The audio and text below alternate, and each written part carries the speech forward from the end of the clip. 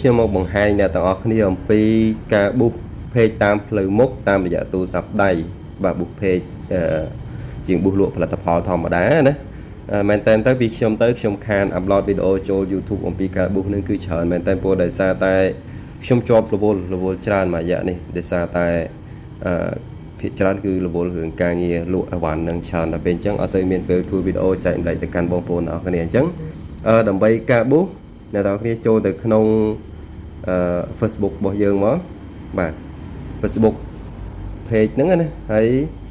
អ្នកនរគ្នា scroll មករក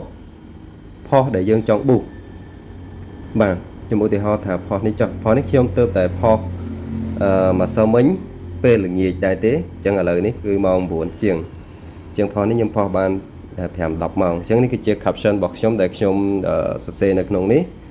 តែយើងច្រើនគួរសមដែរព្រោះដោយសារតែផលិតផលរបស់យើងគឺខ្ញុំ boost ប្រភេទរូបភាពបាទហើយខ្ញុំ boost នេះ boost យក message អញ្ចឹងអ្នកនរគ្នាចុចទៅលើប៊ូតុង boost post បាទបន្តមកអ្នកនរគ្នាធ្វើការជ្រើសរើសអញ្ចឹងបើសិនបើអ្នកនរគ្នាចង់បានគេ chat ទាក់ទងទៅនឹង message អ្នកនរគ្នាចុច get message នេះមកកណ្ដាលណាបាទបន្តមក scroll មកក្រោមមកដល់កន្លែង welcome message អ្នកនរគ្នាចុចសញ្ញាប៊ិចនេះមកបាទហើយអ្នកនរគ្នាបើកត្រង់កន្លែងនេះបើកអញ្ចឹងមកហើយកន្លែងនេះអ្នកគ្នាកែតិចទៅកែជាអក្សរខ្មែរទៅព្រោះថាបើយើង boost ឲ្យប្រជាជនខ្មែរយើងទិញអញ្ចឹងយើងដាក់អក្សរខ្មែរទៅតើបងត្រូវការខោមួយណាដែរសូមផ្ញើរូបអញ្ចឹងចុះបាទបន្តមកទៀតខ្ញុំលុបអានេះចេញខ្ញុំដាក់សួស្ដីបងអញ្ចឹងទៅបាទបន្តមកខ្ញុំចុច save បាទអញ្ចឹងកន្លែងដែលខ្ញុំកែមិញនេះបាទចេញទម្រង់បែបនេះនេះអ្នកនរគ្នាបាទបន្តមក scroll មកក្រោមហើយរៀងលោឡាតិចព្រោះដោយសារឥឡូវខ្ញុំកំពុងតែនៅកន្លែងហាងខ្ញុំអញ្ចឹងរៀងនេះទេដោយសារខ្ញុំនៅជាប់ផ្លូវធំបាទហើយមកដល់កន្លែងនេះយើងចុច edit អាយុខ្ញុំដាក់ប៉ុណ្្នឹងទៅ18ដល់33ហើយខ្ញុំចុចកន្លែងនេះ interest បាទអ្នកនរគ្នា interest ខ្ញុំដាក់តាមប្រភេទ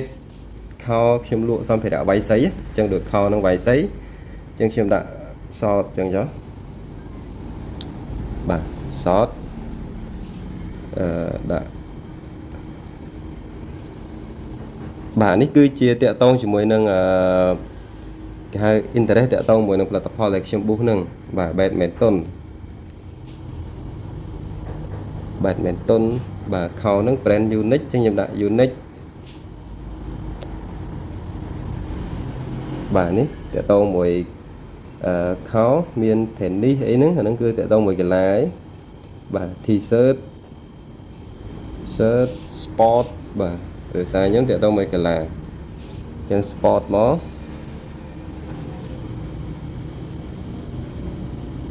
បាទហើយយើងថែមonline shopping បាទ online shopping មួយមកតមកទៀតធ្វើការចុច save ប៉ុណ្ណឹងបានហើយបាទនេះវានៅក្នុងនេះទាំងអស់អញ្ចឹងខ្ញុំចុច save ម្ដងទៀតបាទនិយាយរួម boost easy អត់ជាអីជាការលំបាកទេហើយកន្លែងចាយលុយអ្នកគ្នាចង់ចាយប្រហែលវាសរុបនៅក្នុងនេះអញ្ចឹងកន្លែងនេះdaily ឃើញពាក្យថា daily បិទចិត្តត្រង់កន្លែងនេះបើយើងសេរីបែបហ្នឹងឧទាហរណ៍ថាយើងដាក់$3 $3អញ្ចឹងចុះអញ្ចឹងមកដល់ចំនួន daily នេះមានន័យថាវា boost ទៅរហូតមួយថ្ងៃ$3វាអត់ឈប់វាដើររហូតមួយថ្ងៃ$3មួយថ្ងៃ$3ហើយវាកាត់ពន្ធ 10% វា 0.30 បាទអញ្ចឹងមានន័យថាក្នុងមួយថ្ងៃយើងត្រូវអស់ 3.33 អានេះវាលោតតម្រង់ជាboost daily បាទវាអត់ឈប់វាដើររហូតអញ្ចឹងកាលណាដែលយើងចង់ឈប់យើងគាត់តែចុចបិទទៅបានហើយតមកយើងចុច boost now ព្រោះនេះខ្ញុំធ្វើវីដេអូឲ្យអ្នកនរគ្នាមើលក៏ដូចជាខ្ញុំ boost លក់ដែរប៉ុន្តែខ្ញុំ boost តែមួយថ្ងៃ$3ទេដោយសារផលិតផលនេះធូរថ្លៃធៀបពិតទៅឲ្យតែមានអ្នកឆាតផលិតផលដូចខ្ញុំ boost នេះឆាត5ទិញ3បាទឆាត3ទិញ2ឬក៏ទិញ1ទិញផុតបាទអញ្ចឹងចូលទៅក្នុង Meta ADS admin ខ្ញុំបាន boost ម្ដងដែរនេះនៅខាងលើនេះអានេះ boost អស់$75អញ្ចឹងមានអ្នកឆាតមកប៉ុណ្ណឹង បើនិយាយពីលក់ខនេះភាគច្រើនគេយក3ខ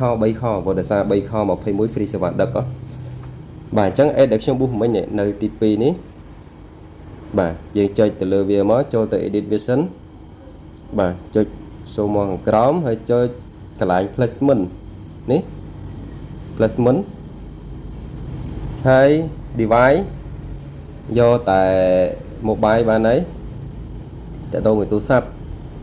បាទហើយតមកដកនេះចេញនេះក៏ដកចេញដែរបាទនេះក៏ដកចេញនេះក៏ដកចេញទុកតែប៉ុណ្្នឹងបានហើយបន្តមកចុច public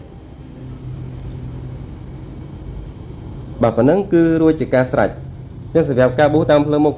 ខ្ញុំប៊ូសតែបែបហ្នឹងទេអត់មានផ្លូវណាអីវែងឆ្ងាយលិចតើតអីទេគឺអត់ទេនេះអេតដែលយើងប៊ូសណាអាហ្នឹងមើលតាមមើលប្រហែលជាខ្ទង់2-3នាទីយ៉ាងយូរផុត10នាទីគឺ active ហើយឥឡូវអត់ពិបាកច្រើនទេបើដូចនេះខ្ញុំប៊ូសលក់រ៉ាកែតបាទរ៉ាកែតអានេះរ៉ាកែតមួយដើម$30ហើយអានេះ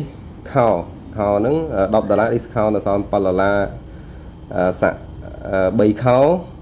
21យើង free សេវាដឹកអញ្ចឹងវាតកតមួយការដែលយើងធ្វើ promotion អីដែរបានតាក់ទាញព្រោះដោយសារខ្ញុំខ្ជិលធ្វើវីដេអូខ្ញុំយករូបហ្នឹងប៊ូសយកតែម្ដងបាទអញ្ចឹងនេះគឺជារបៀបនៃការប៊ូសរបស់ខ្ញុំប្រចាំថ្ងៃគឺខ្ញុំប៊ូសបែបហ្នឹងងាយមិនចាំបាច់ថាតើតែមានកុំព្យូទ័រឬក៏ការប៊ូសរញ៉េរញ៉ៃអីបែបណាគឺអត់ដឹងទេ